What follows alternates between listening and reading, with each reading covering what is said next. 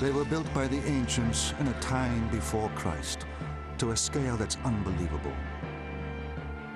They dared their creators to push engineering to new heights, which still astound us today. Architecture and sculpture continue to stand in the shadow of their genius. Now, by revealing the secrets of the past, we can unlock the mysteries of their construction, which earned them the highest distinction as the seven wonders of the ancient world.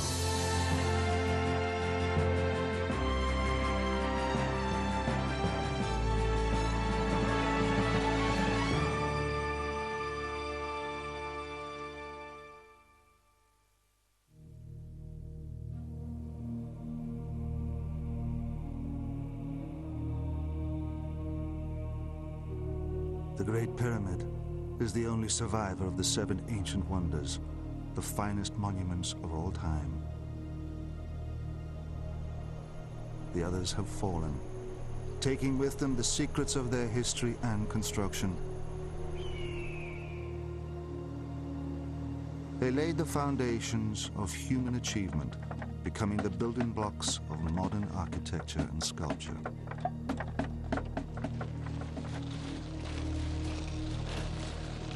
From the world's largest pyramid to the very first skyscraper, the seven ancient wonders were all massive construction projects. They challenged their creators to conquer the scale of their ambitions. Today's creations stretch to the heavens, but their foundations are embedded deep in the past. The cornerstone for them all was the Great Pyramid. The rough appearance of the Great Pyramid masks the precision of its construction. Its limestone casing was stripped away centuries ago to rebuild Cairo, but the pyramid remains the most accurately built stone structure on Earth. It covers 13 acres, the equivalent of 9 football fields, yet each of its sides are accurate to within inches. In my opinion, pyramids built Egypt. Because building the pyramids made the Egyptians to think about art, architecture, to think about astronomy, and this is why they became genius, because they have to build the tomb of the king who will be a god. The ancient Egyptians set out the base like a compass. One side, aligned by the stars, runs north to south. With only geometry and rope to help them, it is baffling how they created a perfect square. Engineer Scott Steedman demonstrates one possible method for laying out a pyramid, which may have been used by the Egyptians 4,500 years ago. One of the mysteries of the ancients is how they managed to survey structures as accurately as they did, as large as the pyramids in deserts just like this. There are a number of theories as to how they did it, but this is a simple way in which you can lay out a right angle. What we need is a little simple geometry and a piece of string. And what I want to do is to find the exact midpoint and mark it. And then we'll use that to lay out a right angle off our north-south line behind me. And here's the exact middle. I'm going to mark that with a green piece of twine because I need to find that. With the string, Scott forms a triangle. He loops the ends around 2 posts set upon the north-south line and pulls the middle of the string out to find the midpoint. Right, here's the green marker. Now, the trick about this is it doesn't matter how hard I pull because the tension is the same in both sides of the string. He marks the midway point with a post. He repeats this the other side, again marking the midway point with a post. By aligning these 2 points with a string, Scott has created a 90-degree angle. That's the original north-south line, and this is the new east-west line. The beauty of this system is that you wouldn't just do it once. You would go on from where I stopped, right around the pyramid, and then you would go back the other way, anti-clockwise, and then back again clockwise. Each time you'd close out the error just that little bit more, until you got it to the precision that you wanted. Dr. Howes, has discovered the remains of the surveyor's original workings. We found in our excavation holes about 40 centimeters in diameter, and no one understood the function of these holes. We found that these holes has to do with making the square base of the pyramid. After they finish the square base of the pyramid, they cut in the solid rock, and they made the base of the pyramid about 8 meters high, only from the rock of the plateau. The stones were dragged from the quarry to a short ramp and then hauled up onto the base.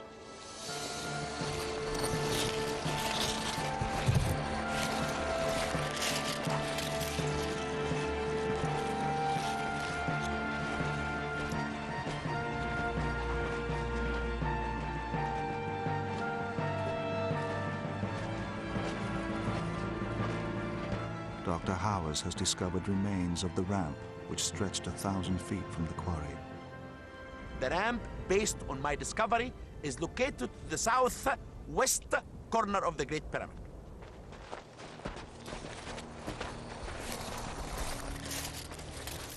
After the stones were hauled up onto the base, Dr. Howes believes they were then moved upwards using a girdle or spiral ramp. This wrapped around the outside of the pyramid and was made from mud and rubble.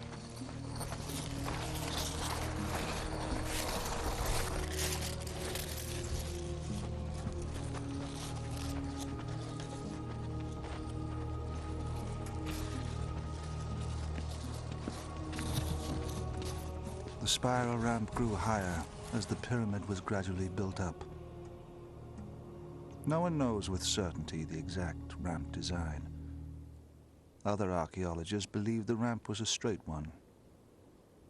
I prefer the long straight ramp option, partly because a ramp circling the pyramid would have been inherently unstable for the heavy loads to be dragged up it. And it's also difficult to understand how you could drag these heavy blocks round the corners on such a ramp. But a straight ramp to the top would have ended up being a mile long, stretching far beyond the quarry.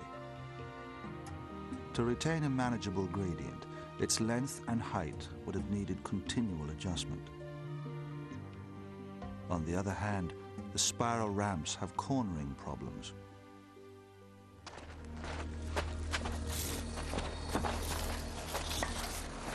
As the Great Pyramid grew higher, the stones became smaller.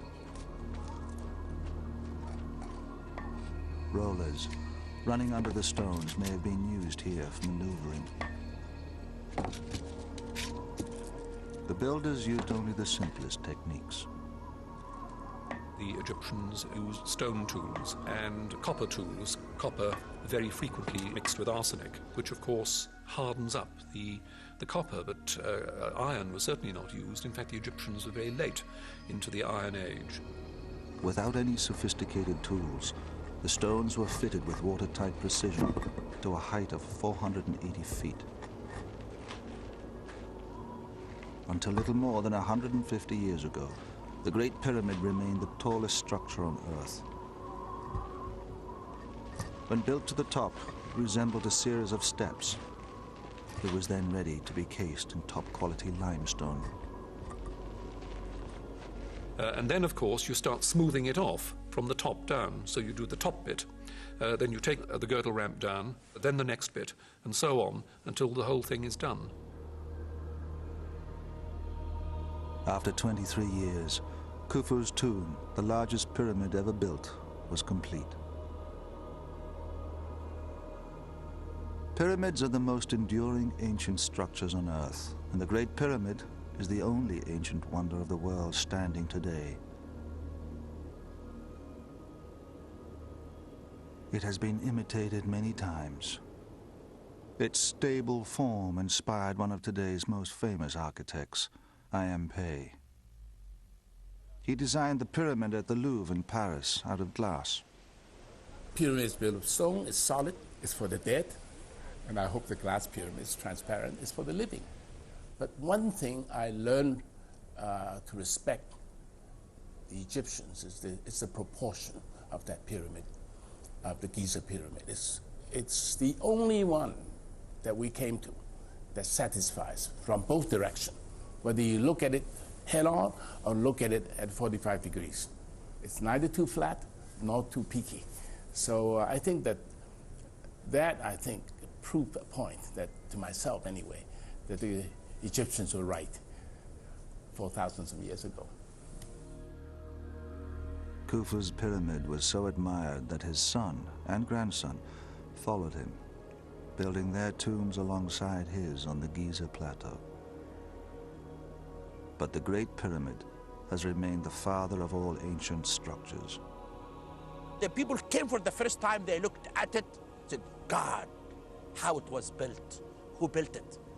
Arabs, when they came in the 9th century AD, they said that man fears time and time fears pyramids. It's true. The pyramids are immortal. It will live because of the way that the pyramid was constructed. The techniques used to build the Great Pyramid would pave the way for the other 6 world wonders to follow.